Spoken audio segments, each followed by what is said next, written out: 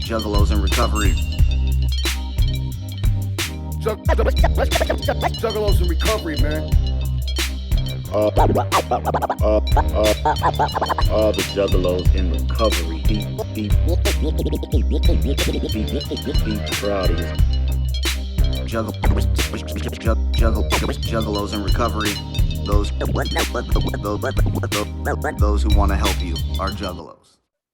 My first time tasting alcohol was at one of my uncle's weddings. I was probably 14 or 15 years old, and one of my older uncles said, "Hey, try this," and then he handed me a rum and coke. And I remember taking a sip of it and loving it from that moment.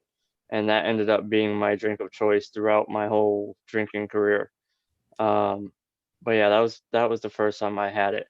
The first time I got plastered was when I was going from tech school in Texas to tech school in Arizona, and the 2 nights that we stopped, I don't remember much of either one of them.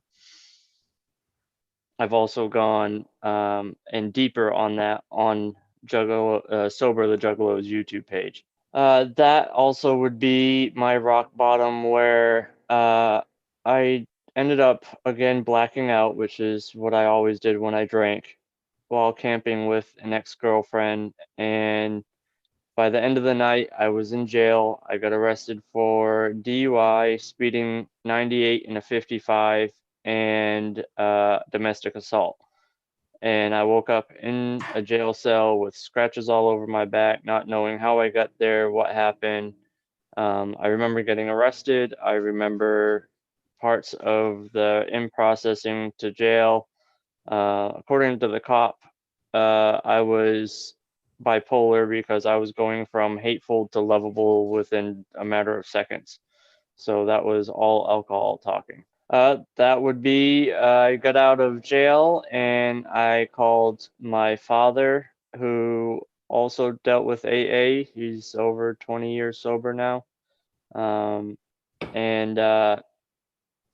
he told me that I need to go to a newcomers meeting. So I went online and I Googled the closest AA meeting, and I started going to AA. My sobriety date is July 5th of 2013, and I didn't go to my first meeting until 2 weeks after that. I white knuckled it for those first 2 weeks until I got to a meeting, and then I never left. The idea of Juggalos in Recovery, I was in a group chat back in 2014 with a bunch of different Juggalos talking about random stuff, and I brought up how I wanted to start it. Well, another guy, I forget his name, but I've mentioned him a couple of times on a couple of my YouTube's videos. He came up with that idea, but he knew he wasn't mentally stable enough to run the group. So he told me to run with it.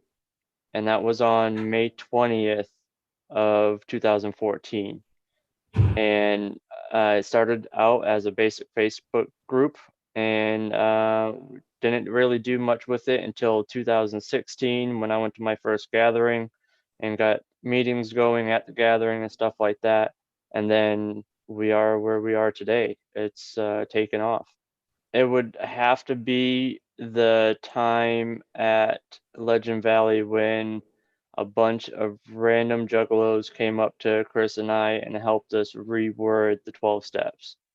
It started with me and Chris, and then other Juggalos were around, whether they were an addict or not. They were just there helping us word it to where every type of person would be able to understand the steps. And it was extremely powerful to me.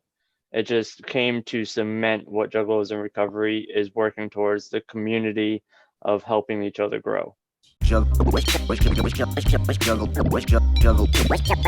in Recovery. Juggalos in recovery, man.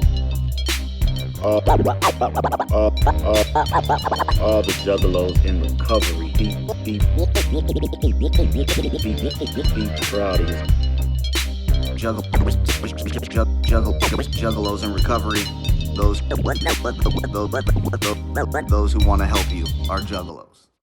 I wanted to help people that were in need because I saw how much judgmental people are with people that are in recovery or wanting to recover from any kind of addiction that they have, drugs, alcohol, etc. You cannot push someone to do something you want them to do on your terms. That they're going to eventually do it, but all you can do is try to guide them on the correct or what could be the correct path, but obviously they're going to make their own. Back in 2018, September 17th of 2018, I was in your house and saw the stuff that you were doing for people in recovery. And it really intrigued me on what you were doing and how you were helping people in recovery, that it made me want to get involved with it. I push you to try to get more involved or more out there in everything with social media, YouTube, in general, like trying to push you to get more recognition to be able to get out there. Also helping you with certain merchandise. Say hi to the camera. Yeah. Juggalos in recovery.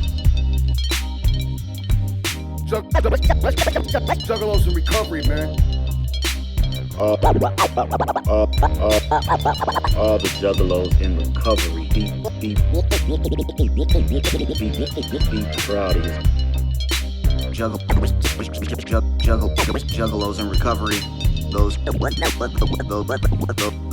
who want to help you are juggalos. Okay, so my first time drinking was at 5 years old. Shortly after my parents had adopted me, they gave me champagne and a cigar to go light off fireworks. My first time doing drugs was way too many Percocet at age 9. When I took way too many Percocet at age 9, that was my rock bottom. We went out to a house party. I decided 2 gallons of vodka through a beer bong was an acceptable amount of alcohol. I ended up with alcohol poisoning. And then 2 days after I had recovered from alcohol poisoning, my dealer ended up overdosing. Played random games with Frank and made him not do drugs or drink in a game that required drugs and drinking. Probably helping Frank structure the 12 steps at the gather. Yay, me. Juggalos in recovery. Juggalos in recovery, man. The Juggalos in recovery. Be proud of you. Juggalos in recovery. Those who want to help you are juggalos. So my first time drinking, my first time getting drunk was when I was 12. I was 12 years old. A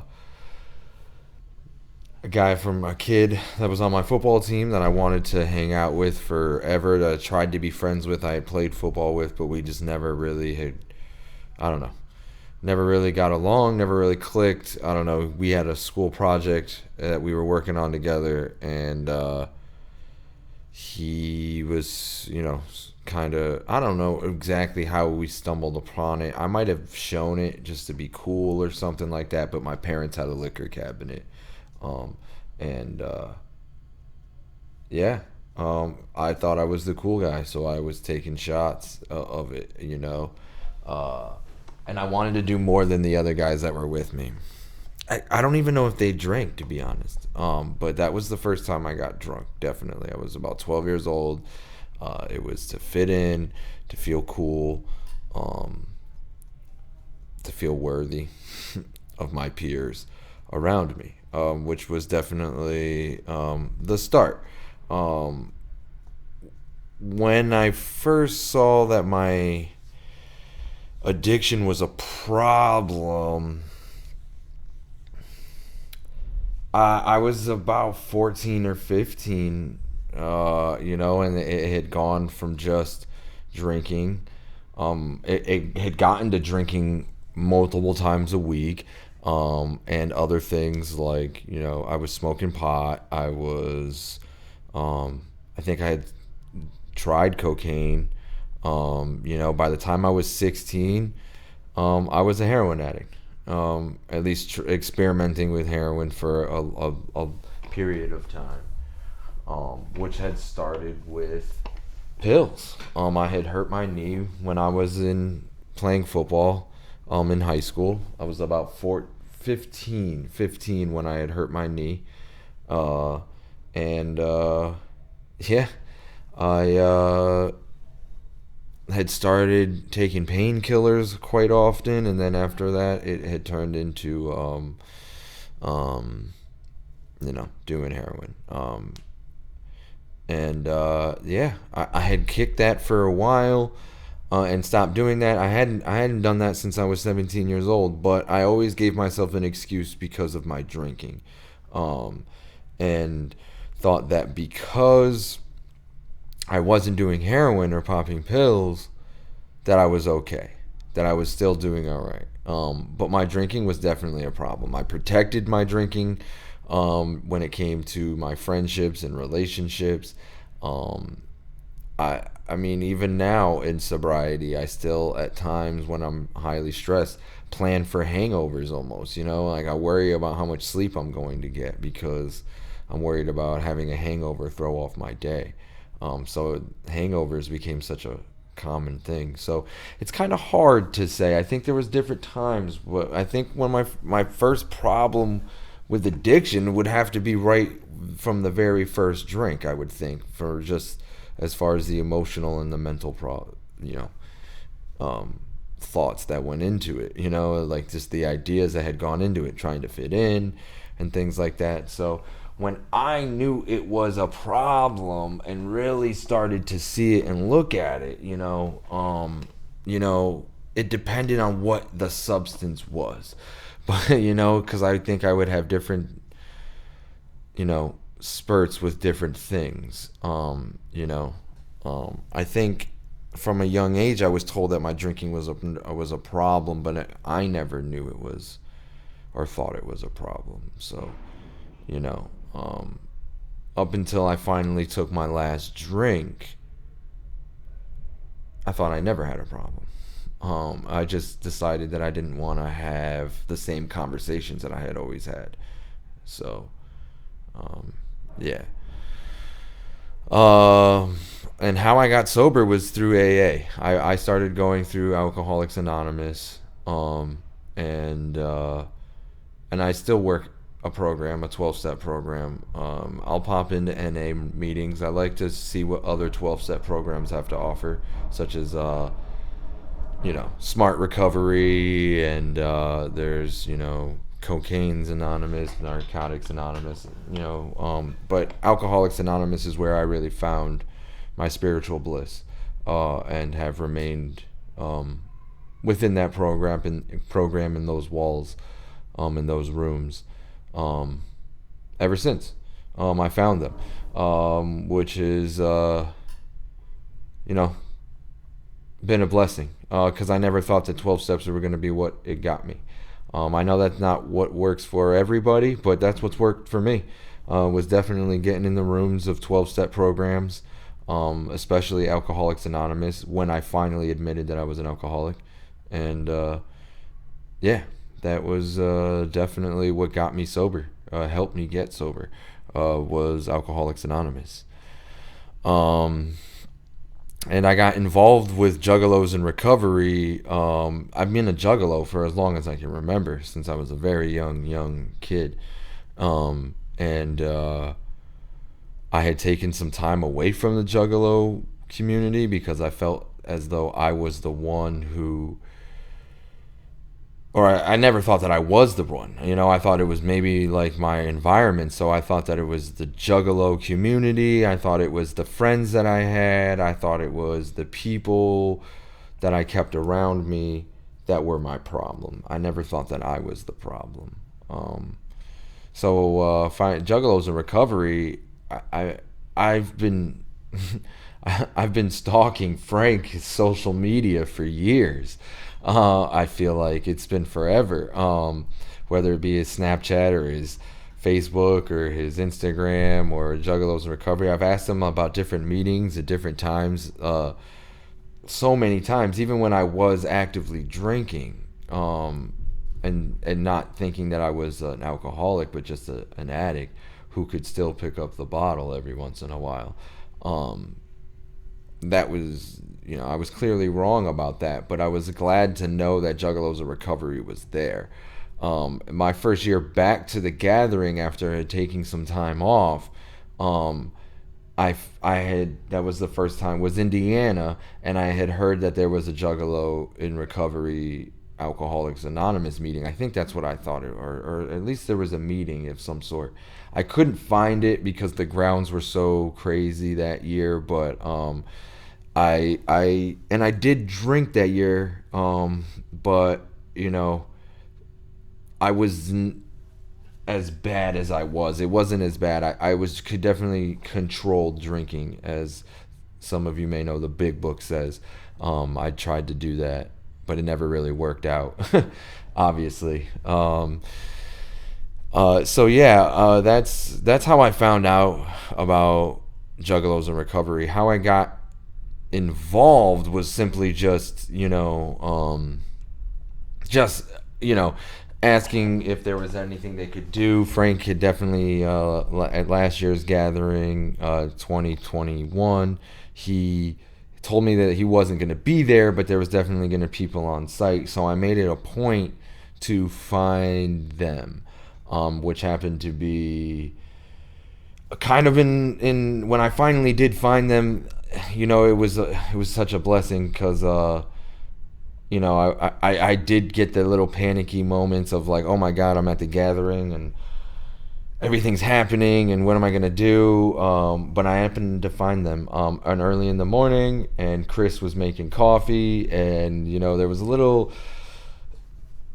unorganized. It was a little unorganized at the time, let's put it that way.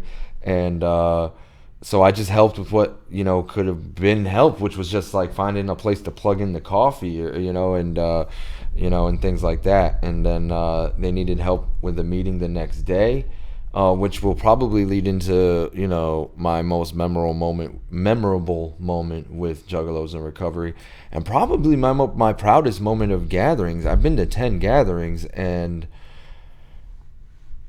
yeah, I mean, I ran a meeting at last year's gathering of, for Juggalos in Recovery on the fly using the textbook that Frank had wrote. I used something out of that. I don't even remember when I did. Maybe Chris would know or somebody, but just kind of did what I knew from a 12-step meeting and trying to put something together. And I've made some really great homies after that. I'm in contact with everybody that showed up those couple days. And that was definitely my most memorable moment with Juggalos in Recovery, was that second day after the disorganization of things, and not knowing even if there was going to be a meeting, being able to help actually put together a meeting. But I just feel like it's kind of, to put one thing on my memorable moments of Juggalos in Recovery is kind of hard, because there's like a new one every week. There's always these amazing things wherever growing and things like that. That's what it seems like. Just week by week, there's just more stuff that added, whether it's a new person that pops into a meeting, or another person that reaches out through the page, or news about what we're going to do for next year's gathering, or whatever. It just seems like every moment is a memorable moment with Juggalos in Recovery. This is what I got. All right, man. Love you guys. Whoop whoop.